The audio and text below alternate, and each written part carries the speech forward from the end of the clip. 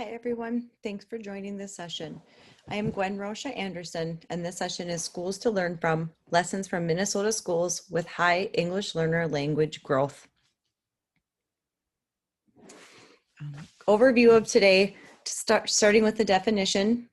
Because this was my doctoral study, this is a statement of the problem, the purpose, some significant literature that helped my study, themes of the literature, my methodology and instrumentation, my research design, respondents, demographic information, results by research question, recommendations for the field, and further research.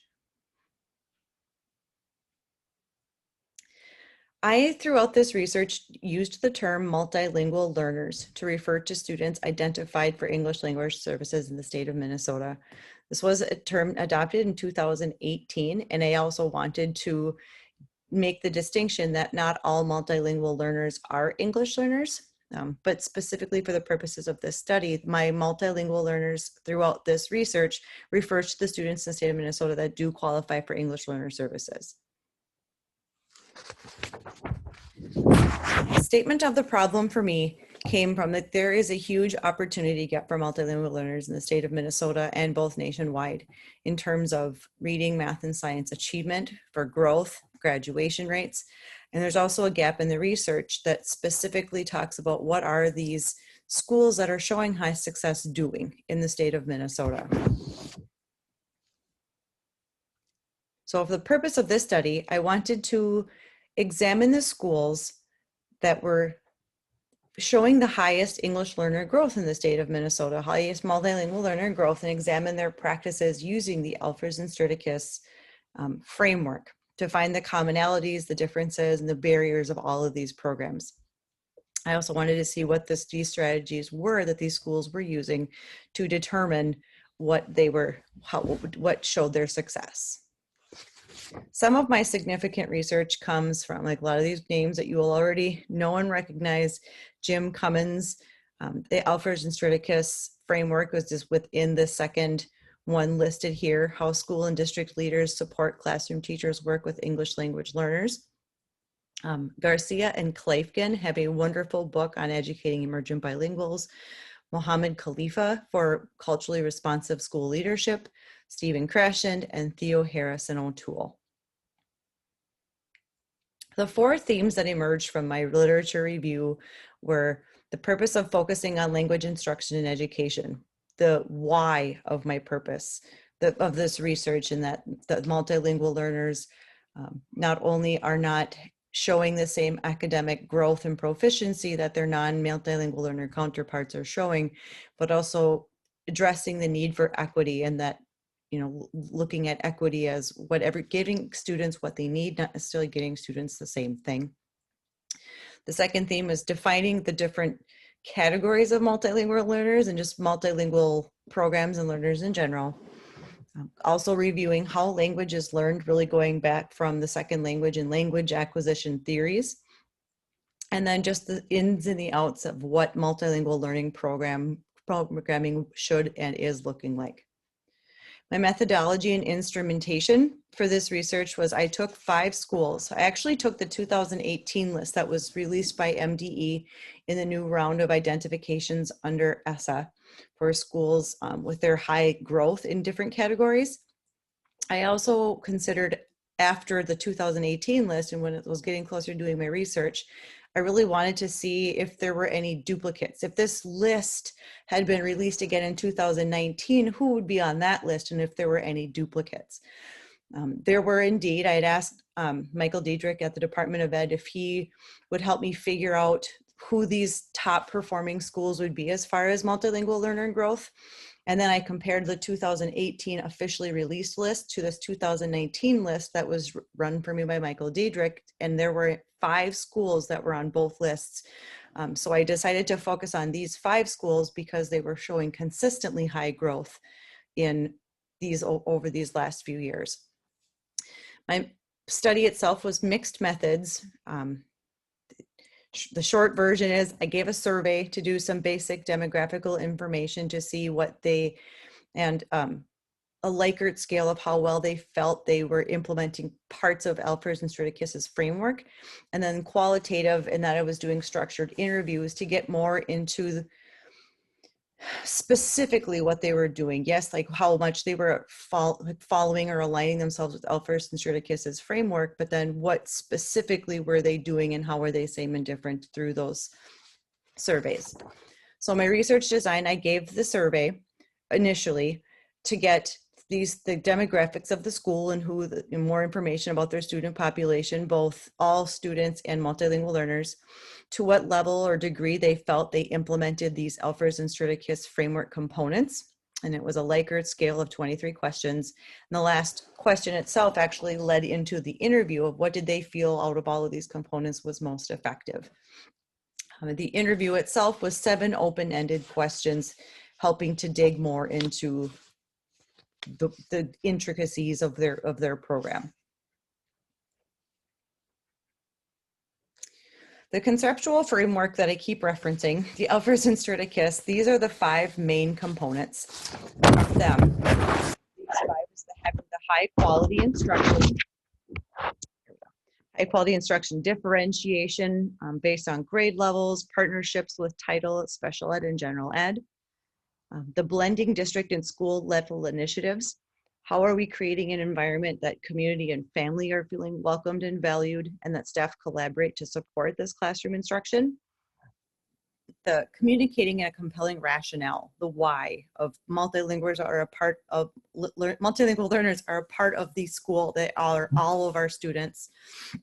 How are we differentiating support systems at elementary and secondary levels? Is there bilingual learning in the general ed setting? And is there an intentional focus on language and content instruction?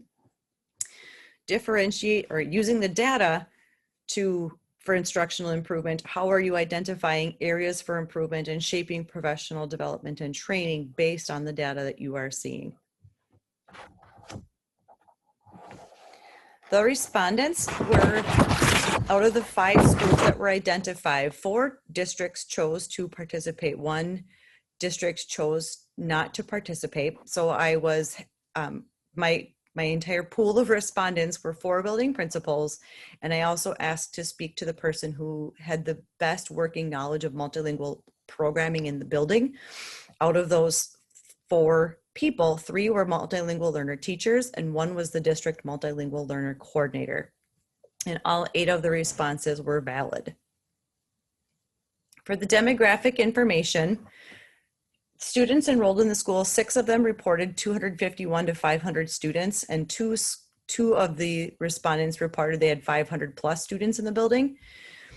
For multilingual students in the school, 7 of them responded with 26 to 50, and 1 responded with 51 to 100. So this particular one showed me that there might have been a little misunderstanding of how many multilingual learners were actually in the school.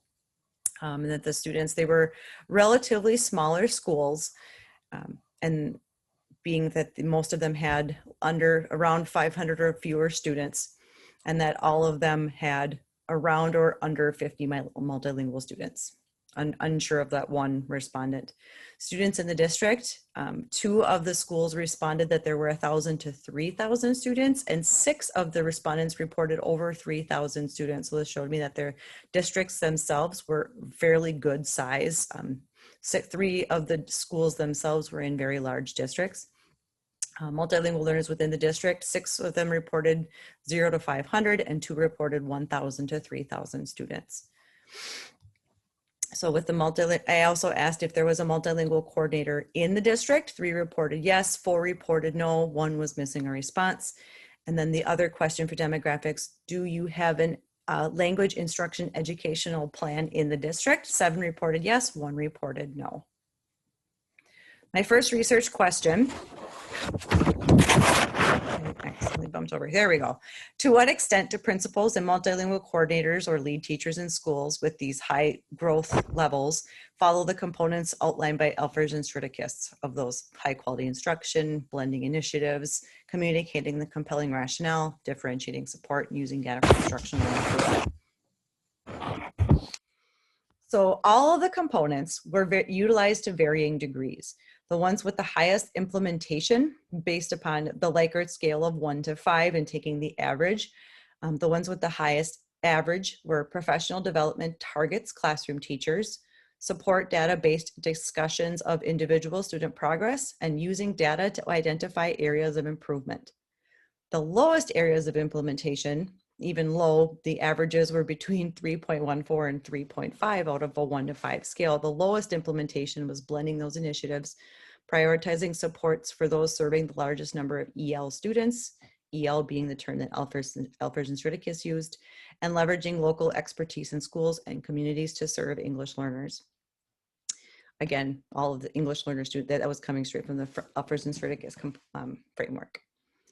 There was a concentration of responses around 4s and 5s or 3s and 4s in these two areas of building leaders directly engaging in teaching and learning initiatives. All of the respondents reported a 4 or a 5. And then encouraging staff responsibility to serve English learners. All were 3s, or there was 1 3 and the rest were 4s. Those are two areas that everybody had reported around the same level of implementation. There was a spread in the responses in leveraging local expertise, focusing on workforce development practices, and prioritizing supports for those serving the largest number of ELs. And that would range from like the lower to the mid to the high. Question 1 for the principals, their highest implementation was professional development targets classroom teachers, and they support database discussions of individual students. Their average was 5.0, so that all 4 principals reported the highest level of implementation. Their reported lowest implementation is the blending the initiatives, leveraging local expertise and communicating that compelling rationale to all stakeholders. And even with their lowest implementation, it was 3.33 to 3.5. They were concentrated on focusing on high quality instruction, both grade level and multilingual, and encouraging staff responsibility to serve EL students, where all were concentrated on nearing full use, which is number 4. And the spread, they were varying degrees of implementation with instructional decisions taken into account teachers of EL students, leveraging local expertise in schools and communities to serve ELs, and model the ways instructional leaders can serve EL students. For the multilingual teachers, all components are being utilized again to varying degrees. Their highest implementation were professional development targets classroom teachers and use of data to identify areas of improvement, mean of 4.25, and the professional development targets classroom teachers of mean of 4.0. The lowest implementation for them was prioritizing supports, instructional decisions take into account the teachers of EL students and that they make instruction of ELs a priority. They also showed concentration on the instructional practices to serve diverse learners and encourage staff responsibility to serve EL students and prioritizing supports for those serving the largest number. There was a spread in the leveraging local expertise, focus on district workforce development practices, and prioritizing supports for those serving the largest number of ELs.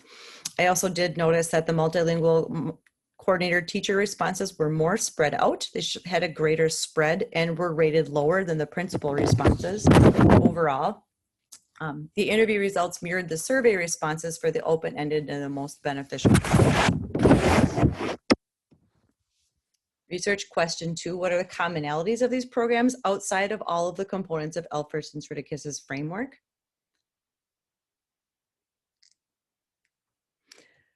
So with all of the common themes that emerged when analyzing the responses of these interviews is that all of the buildings reported relationships, building relationships as a very key component, not just with students and the families, but being present in the building as well, within teaching groups, as in and also in administrative communication with families and interpreters. Having good communication, both from district to building to classrooms to families, but also in conferences with multilingual students and families, classroom teachers, cultural liaisons, grade level and multilingual teacher collaboration, so that there was a very high level of collaboration and communication happening in all of the different areas that all these pieces were connected. All of the buildings also had a very intentional focus on writing instruction, defining the writing process, giving explanations, using visuals, examples, modeling, rubrics, peer review, and having time to write was defined in their daily schedules. There was also pull-out instruction for all 4 of these buildings. Students reporting to have a more comfortable space for students to take linguistic risks, to be able to produce more language within the classroom, focusing on skills, and they would all do co-teaching if they had more staffing. They all also shared a very asset-based inclusion language in all of the descriptions that they gave me. They had continually mentioned how these are all of our students, and that it was never a deficit language that, you know, like they do this with their students. It was always our students, and that there was ownership and pride of having all of the students and focusing on all of the students. They also had an intentionality on using student voice, both within sharing information with teachers and administration, but also using that student voice within the classrooms. All 4 of these buildings also showed administrator support and knowledge of multilingual learner programs. The administrators were very involved and knowledgeable about what the program was meant to do and supportive of what the program needed. The teachers felt supported, and that there was a strong relationship also built with families. They were not always knowledgeable of the specifics of the program, like knowing the details of the LIEP and other things like that, but they did know the importance of and were able to communicate that with all staff, even if they didn't know all of the details of what the programming looked like. Research question 3, the differences of these programs outside of the Elfers and Stritikus framework. In District A, there was a common curriculum with the core and multilingual learning programs. This district itself was a very large district with sites at many levels. And they also had reported that, knowing that the size of their district, they had reported that there were many resources and staff available to also support the program. They were, with this common curriculum with the core, they were always able to align the instruction, knowing if this was the unit that the core teachers were working on, the multilingual teachers were also working on the sister unit in the multilingual curriculum, and that they also focused on things like movie night, like a movie night club, to help teachers across the building understand and empathize with what immigrant, migrant, refugee, multilingual learner families, what their histories have looked like and how they might have come to be in the United States. And the multilingual teacher reported that that was a very positive experience for a lot of teachers to do some learning together. In District B, they described a very focused core instruction. The principal themselves actually modeling high quality instructional practices. As a former instructional coach, this principal actually developed and implemented some of this professional development around literacy practices with their staff. They also wanted to differentiate the professional development that the teachers and staff received so that everybody was getting what they needed and reported needing. And the principal also lauded their autonomy that they were able to have from the district level. The district wasn't mandating X, Y, and Z for them to do, but the district was supporting what the building had identified as their needs. In District C, SIAP was referenced as one of the strategies that they were using within the multilingual classrooms. The multilingual teacher in this building was also multilingual, which the teacher had attributed to also creating that empathy with the students, or that mutual understanding and respect, knowing that the teacher also went through this language learning process, and that the principal had responded that they had attended a Courageous Leadership Institute based upon Courageous Conversations and Pacific Education Group, and that understanding the importance of calling out race and focusing on all students and the aspect of the intersectionality of race in educational programming as a very crucial piece in the improvement of their multilingual programming. District D reported multi-age groupings of students. so that they weren't necessarily grouping them by grade, but they were grouping them more on skill and ability.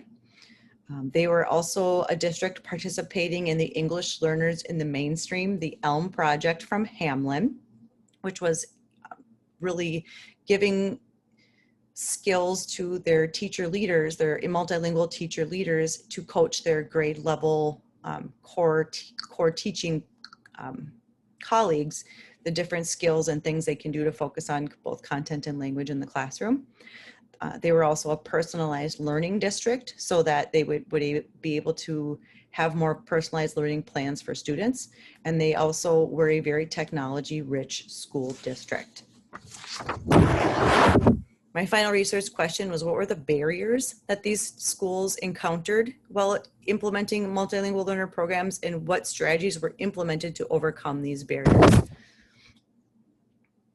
The themes that emerged from this question were time, funding and staffing, and bias.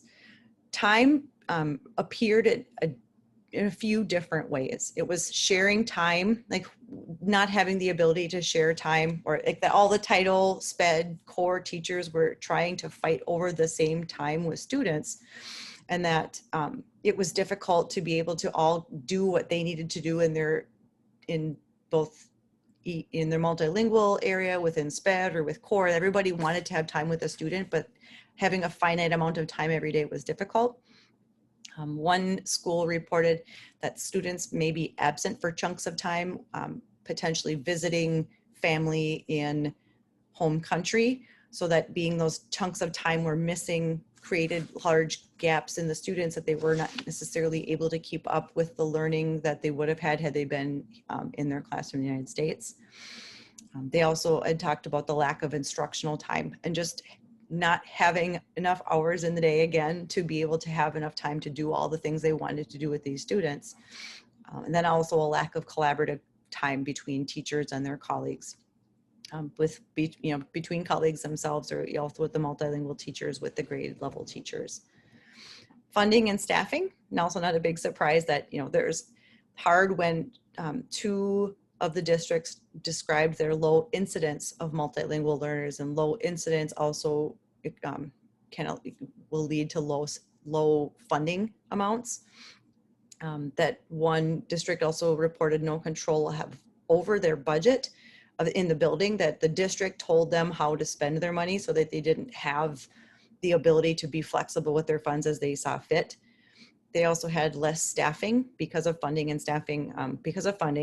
which led to lower staffing numbers, that they weren't able to co-teach as they would have liked to with grade level teachers. And that because of low funding and staffing, also having to share some of their staff between different buildings in the district also fractured the amount of time that they were able to have in the building. But under bias, one of the schools had referenced that if anybody had called these EL strategies, some of their colleagues would check out because they don't necessarily apply to all of the students in the building. We had one school that also had mentioned some classroom colleagues referencing your kids, as in the multilingual learner teachers' children. And then one district had gone through a politically charged event, in that they had reported that it was probably a missed opportunity that they had, because this event had happened, they'd missed the opportunity to really focus on the linguistic equity and district equity issues that they could have capitalized on. But the strategies to overcome these was intentionality and advocacy. Underneath advocacy, not only for the students, but also for the program and staffing and funding, to be able to have conversations at the building level, that these programs and strategies were made priorities. Also intentionality to trusting to do their job, like trusting the staff to do the jobs that they were hired to do, inviting district leadership and school board members to the school to see the things that were going on. Multilingual teachers would help create the schedules for the students, and also within the building, so that there wouldn't be overlap or struggling to find time for these things later on. Sharing data in multiple ways to show language and content growth.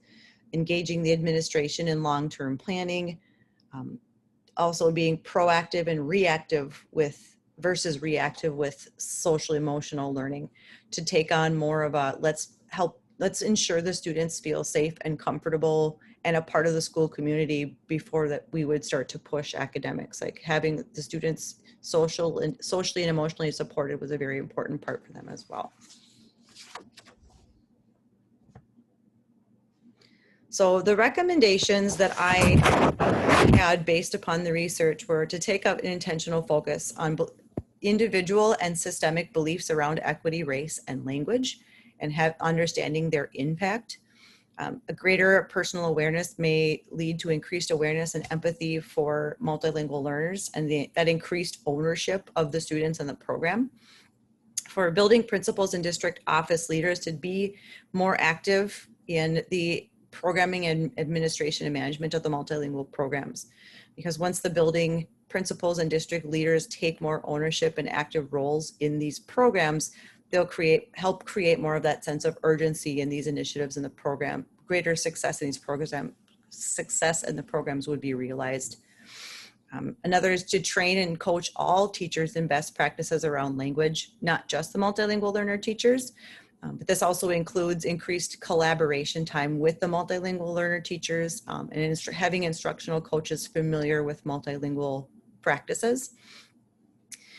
University programs would taking a more proactive approach while preparing teachers.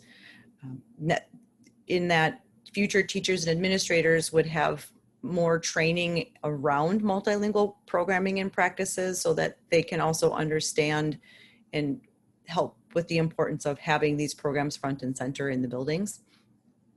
Having these programs designed with multiple stakeholders, including students, families, grade and content level teachers, and with the multilingual students' needs in mind and not around budget constraints.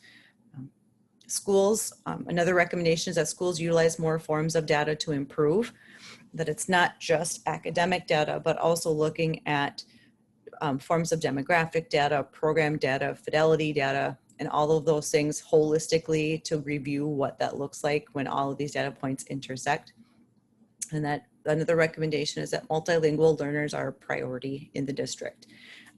And also showing this priority through budget, time, and resource allocations. Recommendations for future research. It was really hard to go through this entire process and not say, oh, I wish I could figure out this, or I wish I could go do this. And it was hard just to stay within the scope of this because I don't think I ever would have finished, because I kept thinking of other things I wanted to research, or, oh, I really wonder if it leads to more rabbit holes. So when you are ready for your doctoral research or maybe a master's program, so many areas to dig in deeper with what best practices would look like in more schools. I could increase the number of respondents to including all of the 2018-2019 Thai growth schools. Each year produced around 30 schools. Other than the 5 that overlapped, so altogether this would be around 60-ish schools that would be identified that you could have tried to do more of a wider net to be cast to do what all of these schools were doing for their high growth. We could also do an intersection of, or divvying out the differences between like a greater Minnesota cohort, a suburban cohort, and more urban schools. Broadening this list to include middle school, junior high schools, and high schools. Because of the way these schools were identified, younger language learners will show higher growth. So by language learning default, because these younger learners will show higher growth, that is the vast majority of the schools on the list are all elementary. But I could, one could broaden this list to also dig further into this list and to see where these middle and high schools would also appear on these list of high performing schools as well. And another would be just to include more participants from each site. I really wanted to stick with the administrator as the leader of the building and the lead EL teacher as the leader of the multilingual learner programming, but it would be wonderful to also include student respondents, parents, classroom teachers, support staff, and to get more of a overall view of what programming actually looks like in the school. So that is the long and the short version of this. The entire dissertation is available through St. Cloud State, which I can also link in my my materials on the MELED website or in that folder of materials. If you're really interested in reading more and getting into some of the details, it was truly a fascinating experience to learn all that I learned from these schools. And I was grateful that all 4 of these schools chose to participate, because had anybody else dropped out, it wouldn't have been as rich as it turned out to be. So thank you very much. And I look forward to meeting with some of you later on for a question and answer. Have a great day.